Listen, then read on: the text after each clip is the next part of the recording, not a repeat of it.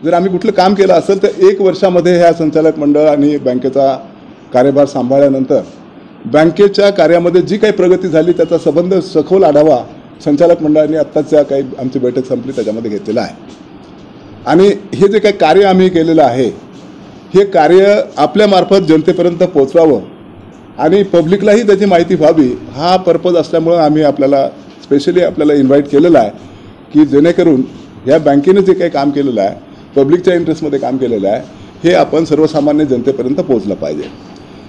ह्या बैठकीला सुरुवात करत असतानाच मला आपल्याला सांगायला अत्यंत आनंद होतो आहे की बँकेची बेसिकली जी स्थापना झालेली होती ती सर्वसामान्य माणसाच्या कल्याणासाठी झालेली होती 96 मध्ये। त्याच्यानंतर बँकेचा कारभार मागच्या 25-26 वर्षामध्ये चालू आहे, परंतु बँकेची प्रगती बँकेची गती जी काय वाढायला पाहिजे ती वाढलेली नसल्यामुळं आमच्या संचालक मंडळाने असा निर्णय घेतला सुरुवात पहिल्याच बैठकीमध्ये की बँकेची प्रोग्रेस ही ज्या काही इतर बँका होतात त्याप्रमाणे प्रोग्रेस झाली पाहिजे आणि त्या एका ध्येयाने हे सगळं संचालक मंडळ आमचं कार्यरत झालेलं आहे। आणि आमच्यासमोर महत्त्वाचे 3 प्रश्न होते। पहिला प्रश्न होता की ह्या बँकेमध्ये जे काही ॲक्युम्युलेटेड लॉस होते ज्याला संचित तोटा म्हणतो आपण, तो संचित तोटा हा 157 लाखाचा जो होता तो पहिल्यांदा आपल्याला कसा कमी करता येईल, तो रिकवर कसा करता येईल आणि बँक नफ्यामध्ये कशी आणता येईल, हा पहिलाच आणि सगळ्यात महत्त्वाचा जो प्रश्न होता आमच्यासमोर। त्याच्यावरती सखोल आम्ही त्याच्यावरती चर्चा केली आणि त्याच्यातून कसं बाहेर पडायचं ह्याच्यावरती एक स्ट्रॅटेजी बँकेची आखली आणि त्या स्ट्रॅटेजीमध्ये आम्ही असं डिसाईड केलं की बँकेचं कर्ज वाटप जोपर्यंत योग्य पद्धतीनं होणार नाही आणि योग्य प्रमाणात होणार नाही तोपर्यंत बँकेला प्रॉफिट मिळणार नाही आहे। त्यामुळे जर आम्ही कुठलं काम केलं असेल तर बँकेचे जे काही पॉलिसी गाईडलाईन्स होत्या त्या पॉलिसी गाईडलाईन्स कर्ज वाटपाचं धोरण आम्ही ठरवलं। कर्ज वाटपाचं धोरण ठरवत असताना कर्ज वाटप कसं लवकरात लवकर करता येईल, क्रेडिट अप्रायझल कसं करता येईल आणि लवकरात लवकर त्या माणसाला कर्ज कसं मिळेल हे बघितलं। आणि हे करत असताना मला सांगायला आपल्याला अत्यंत आनंद वाटतो की मागच्या वर्षभरामध्ये म्हणजे 1 डिसेंबर 2022 पासून 30/11/2023 पर्यंत बँकेने 12 कोटीचं नवीन कर्ज वाटप केलेलं आहे। त्याच्यामध्ये जवळजवळ 282 लोकांना नवीन कर्ज वाटप केलेलं आहे आणि त्याच्यामध्ये कर्ज वाटपामधली जी काही वाढ आहे ती 8 कोटीची वाढ झालेली आहे।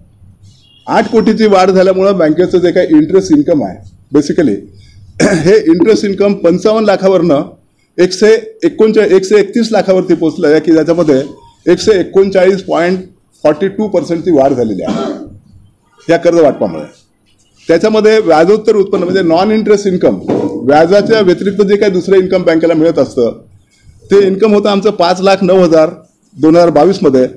त्याच्यामध्ये भरीव अशी वाढ झालेली आहे आणि ते 27.79 लाख म्हणजे 446% ची त्याच्यामध्ये वाढ झालेली आहे।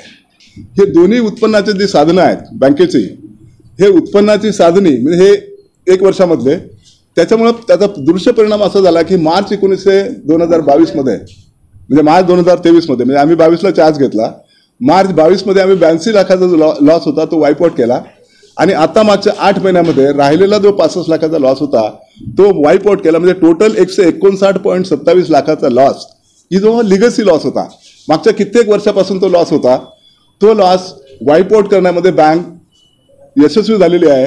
आणि आज आपल्याशी शेअर करताना मला खूप आनंद वाटतो की नोव्हेंबरमध्ये बँकेचा 7 लाखाचा प्रॉफिट आम्ही कमावलेला आहे।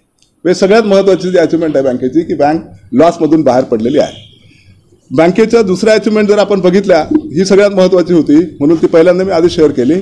बँकेच्या डिपॉझिटमधली जर ग्रोथ आपण बघितली तर करंट अकाउंटमध्ये जी ग्रोथ आहे ती 358% ग्रोथ आहे। 42 लाखावरनं करंट अकाउंटचं डिपॉझिट हे 189 लाखावर पोहोचलेलं आहे की ज्याच्यामध्ये 148 लाखाची वाढ झालेली आहे। सेव्हिंग डिपॉझिटमध्ये जी वाढ झाली आहे ती 3.80% ची ग्रोथ झालेली आहे। टोटल सेव्हिंगचे डिपॉझिट हे 380 लाखाचे आहेत। कासा डिपॉझिटमध्ये भरीव अशी वाढ झालेली आहे 37.71 म्हणजे 407 लाखावरनं ती 569 लाखावरती कासा डिपॉझिट गेले आहेत। कासा डिपॉझिट म्हणजे करंट आणि सेव्हिंगचे जे अकाउंट असतात की ज्याच्यावरती बँकेला थोडं कमी व्याज द्यायला लागतं आणि बँकेची प्रॉफिटेबिलिटी वाढते म्हणून कासा डिपॉझिटला बँकिंग इंडस्ट्रीमध्ये खूप मोठं महत्त्व आहे।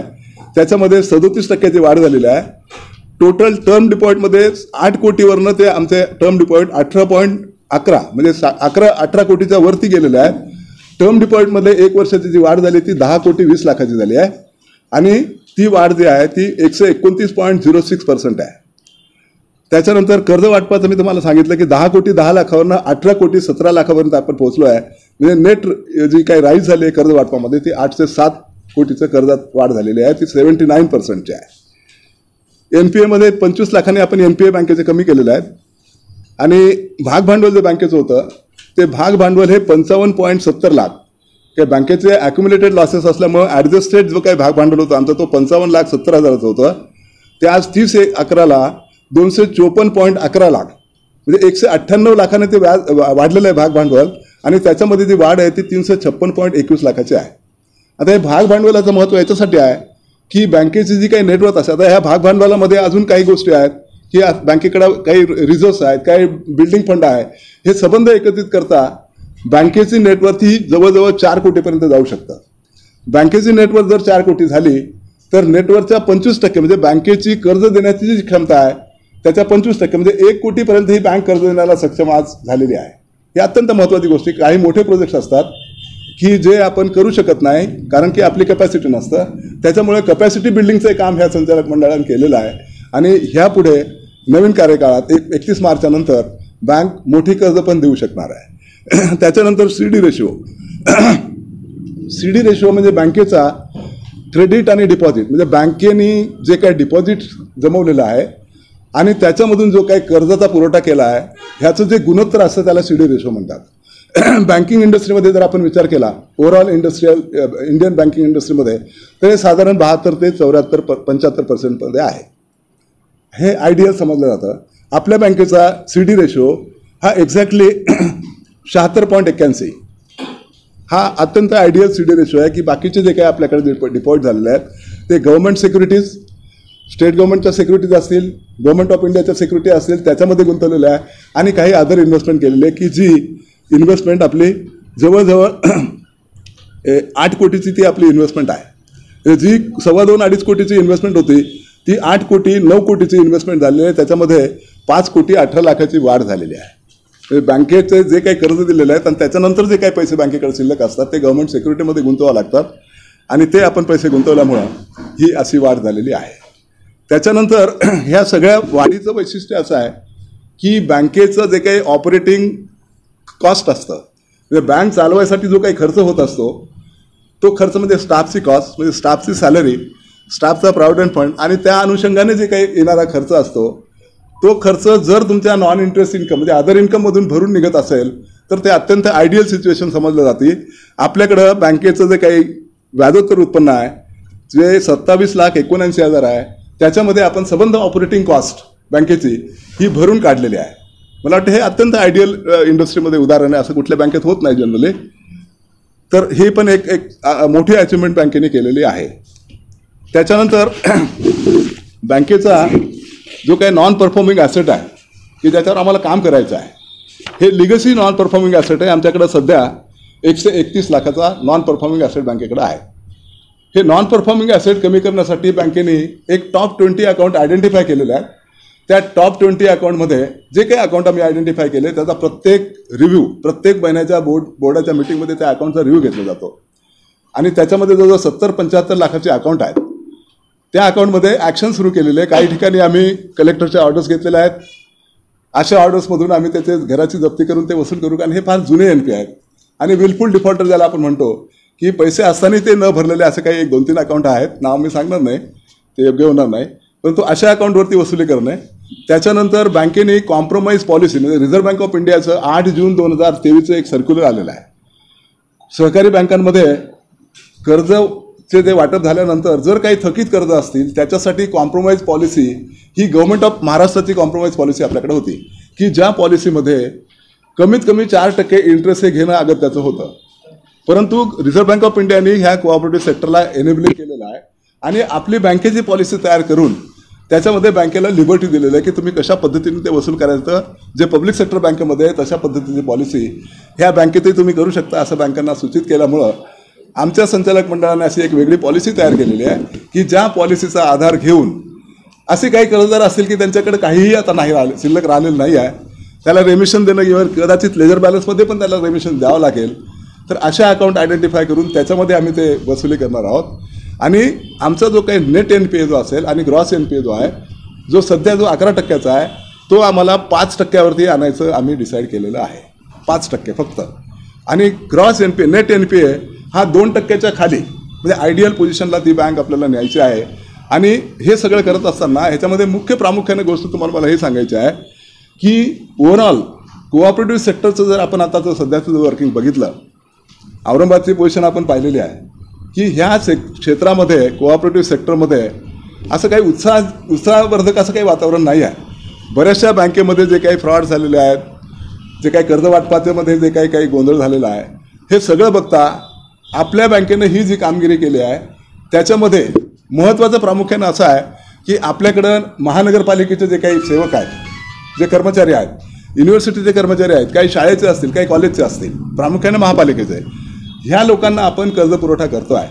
ऑन अँड ॲव्हरेज आपला कर्ज पुरवठा सध्या ह्या लोकांना 5 लाखापर्यंत आहे. म्हणजे ॲव्हरेज जर काढलं तर 5 लाख होतो आहे. तर ही कर्ज 5 लाखाची जी काही ॲव्हरेज होतं, तो आम्ही 10 लाखाची त्यांची लिमिट केलेली आहे. म्हणजे पर्सनल लोनची लिमिट 5 लाखावरनं 10 लाख आम्ही केलेली आहे. त्याच्यामुळं मागचे 2 महिने जर बघितले, ऑक्टोबर आणि नोव्हेंबर ह्या 2 महिन्यामध्ये प्रत्येक महिन्यात जवळजवळ 2.5 कोटीचे कर्ज सँक्शन आपण केलेले आहेत. कर्ज सँक्शन करण्याला कर्ज वाटपाची समिती आहे. त्या समितीसमोर हे प्रकरणं जातात. मंजुरी झाल्यानंतर त्याचं डिस्बर्समेंट होतं. त्याच्यानंतर दुसरा आम्ही याच्यामध्ये चेक पॉईंट असा ठेवला आहे की बँकेमध्ये समजा चुकून कुठं जर काही कमी जास्त झालं डॉक्युमेंटमध्ये किंवा इंटरेस्ट ॲप्लिकेशनमध्ये, तर कॉन्करंट ऑडिट नावाची एक सिस्टीम आपण बँकेमध्ये एक पॉलिसी तयार केली आहे. आणि कॉन्करंट ऑडिट सिस्टीममध्ये हे सगळं कर्ज वाटप झाल्यानंतर त्या ठिकाणी बँकेने घेतलेले डॉक्युमेंट्स, त्या कर्ज वाटपाला लावलेलं व्याज, त्या ठिकाणी त्याला वसूल झालेले चार्जेस, हे सगळं बघण्यासाठी एक कॉन्करंट ऑडिटर म्हणजे चार्टर्ड अकाउंटंट आपण नेमलेले आहेत. दर महिन्याला ते चार्टर्ड अकाउंटंट बँकेमध्ये येतात. हे संबंध कर्ज प्रकरणाची परत छाननी करतात आणि त्याच्यानंतर ते अहवाल देतात. त्या अहवालामधल्या ज्या काही त्रुटी असतील त्या त्रुटी बँकेच्या कर्मचाऱ्यांनी त्या भरून काढायच्या, तो रेक्टिफिकेशन रिपोर्ट तयार करायचा आणि तो रेक्टिफिकेशन रिपोर्ट बोर्डाच्या ऑडिट कमिटीसमोर ठेवायचा.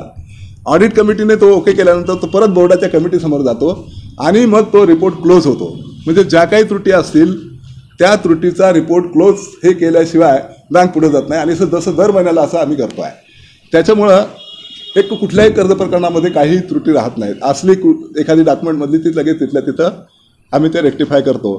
त्याच्यामुळं हे मागच्या जर वर्षभरात आपण जर बघितलं तर आमच्याकडचे जे काही अकाउंट आहेत, असं कुठलंही एक अकाउंट नाही की ज्याच्यामध्ये एकही इन्स्टॉलमेंट थकलेला आहे. Not a single instalment.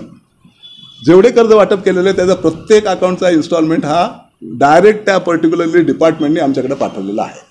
काही अकाउंट असे आहेत की जे लोक डायरेक्ट पैसे आमच्याकडे भरतात, ते सुद्धा दर महिन्याला ते पैसे इथं येऊन भरत आहेत. आणि बँकेने मागच्या वेळेस जे काही कर्ज वाटप केलं तर मॅक्झिमम कर्ज वाटप आमच्या एखाद्या माणसाला हे 20 लाखाचं मागच्या वेळेस झालेलं आहे. बाकी ऑन अँड ॲव्हरेज 5 लाखाचे कर्ज वाटप झालेलं आहे. परंतु हे क्वालिटी जी काही कर्ज वाटपामधली आहे ती क्वालिटी बँकेने मेंटेन केलेली आहे. त्याच्यामध्ये जे काही चार्जेस बँक त्याच्यात वसूल करते आहे ते चार्जेस रेग्युलर वसूल झालेले आहेत. आणि इंटरेस्ट इन्कम जे मिळतं ते दर महिन्याला इंटरेस्ट त्या अकाउंटला डेबिट पडतं आणि बँकेला इंटरेस्ट इन्कम मिळतं. म्हणजे बँकेची आमच्याकडे अशी पॉलिसी होती जुनी की त्याच्यामध्ये आम्ही इंटरेस्ट चार्ज करत नव्हतो, परंतु बँकिंग इंडस्ट्रीमध्ये दर महिन्याला इंटरेस्ट चार्ज करणं हे गरजेचं आहे. त्याच्यामुळं इंटरेस्ट इन्कम हे आमचं चांगलं भरघोस वाढलेलं आहे. आणि हा जो काही ॲक्युम्युलेटेड लॉसेस होता बँकेचा 159 लाखाचा, हा ॲक्युम्युलेटेड लॉसेसमुळं बहुतेक महाराष्ट्रातल्या ज्या काही बँका आहेत, सहकारी बँका, ह्या सुपरवायझरी ॲक्शन फ्रेमवर्क ही एक सुपरवायझरी ॲक्शन म्हणजे रिझर्व्ह बँक ऑफ इंडियाचे बंधनं आहेत. आमच्याकडे हे NPA आणि लिगसी जो काही लॉस होता त्याच्यामुळे आमच्यावर ही ॲक्शन आहे. परंतु तुम्हाला सगळ्याला सांगायला मला अत्यंत आनंद होतो की त्याच्यातला हा सगळ्यात जो महत्त्वाचा पॉईंट होता की ज्याच्यामुळे सुपरवायझरी ॲक्शन फ्रेमवर्क बँकेला लागलेली होती, ती ॲक्शन फ्रेमवर्क आता मार्चनंतर निघून जाणार आहे. बँकेला नवीन व्यवसाय वाढीसाठी काही प्रमाणात स्वातंत्र्य मिळालं. म्हणजे 5-7 शाखाचं विदाऊट रिझर्व्ह बँक ऑफ इंडियाच्या परमिशनशिवाय सुद्धा बँक काढू शकता असंही बँकेने धोरण ठेवलेलं आहे RBIनं. त्याच्यामुळे इथून पुढे जे काही व्यवसाय वाढीचं जे काही उद्दिष्ट आम्ही ठेवलेलं आहे, आता जे आम्ही चर्चा केली की आता मार्चच्या नंतर व्यवसाय वाढीवरती आम्हाला विशेष लक्ष द्यायचं आहे. म्हणजे सध्या मार्च 22मध्ये जी काही 22-23 कोटीची बँक होती ती बँक आम्ही मार्च 2024ला ही 51 म्हणजे 50 कोटीवरती नेतो आहे. आणि त्याच्यानंतर ही 50 कोटीचा बेस पकडून सर्वसामान्य माणसापर्यंत जाऊन डिपॉझिट मोबिलायझेशन करणे नवीन नवीन लोकांना कर्ज देणे, त्याच्यामध्ये पर्सनल लोन हा महत्त्वाचा मुद्दा आहे. त्याच्यानंतर MSME लोन, म्हणजे जे काही छोटे मोठे उद्योजक आहेत ज्यांना कर्जाची गरज आहे अशा लोकांना कर्ज पुरवठा करणे. आणि काय मग एज्युकेशन लोन असतील, काही ट्रेडर्स असतील, या ट्रेडर्स लोकांना कर्ज पुरवठा करणे. म्हणजे कर्जाचा जो काही पाया आहे तो व्यापक करणे. आणि रिझर्व्ह बँक ऑफ इंडियाचे जे काही ऑब्जेक्शन होते हे जवळजवळ आता 75% आमचे संपलेले आहे. NPAचा जो मुद्दा राहिला तो मार्चमध्ये NPA संपून जाणार आहे. त्याच्यामुळं बँकेचं बॅलन्स शीट हे मार्च 2023चं जे काय होतं त्याच्यामध्ये अत्यंत चांगली इम्प्रूव्हमेंट होऊन मार्च 2024ला बॅलन्स शीट हे अत्यंत क्लीन बॅलन्स शीट असणार आहे, की ज्या बॅलन्स शीटवरती बँकेला मोठ्या व्यवसायाची झेप घेताना आमचं सगळ्यांचं उद्दिष्ट एकच आहे की ह्या व्यवसाय क्षेत्रामध्ये, ह्या सहकारी बँकिंग क्षेत्रामध्ये जी काही मरगळ आलेली आहे, ज्या काही घटना झालेल्या आहेत, त्या पार्श्वभूमीवर जी बँक डॉक्टर बाबासाहेब आंबेडकरांच्या नावाने ह्या ठिकाणी स्थापन झालेली आहे आणि ही जी सगळी जी मंडळी आमच्यासोबत बसलेली आहेत हे आपापल्या क्षेत्रातले तज्ज्ञ आहेत. ह्याच्यामध्ये वैयक्तिक स्वार्थ कुणाचाच नाही आहे. केवळ सोशल वर्क म्हणून ही बँक आपण चालवतो आहे. त्याच्यामुळं प्रोफेशनल वेनं ही बँक चालवली जात आहे. त्यामुळं ही बँक सहकार क्षेत्रामधली एक अग्रगण्य बँक म्हणून पुढे आणायचं हे आम्ही असं डिसाईड केलेलं आहे आणि त्या दृष्टीने ही वाटचाल बँकेची चालू आहे. मला आपल्याला विनंती करायची की आपल्या माध्यमातून, आपल्या दैनिकाच्या माध्यमातून हे बँकेने केलेल्या प्रगतीचा जो काही आढावा आम्ही प्रेस नोट आम्ही देतोच आहे आपल्याला, तर हा संबंध जनतेपर्यंत आपण पोचवावा आणि बँकेच्या जो काही ग्रोथ आहे त्या ग्रोथमध्ये आपलाही खूप मोठा वाटा असावा असे मी आपल्याला विनंती करतो. आपल्याला काही प्रश्न असतील ते आपण प्रश्न विचारू शकता.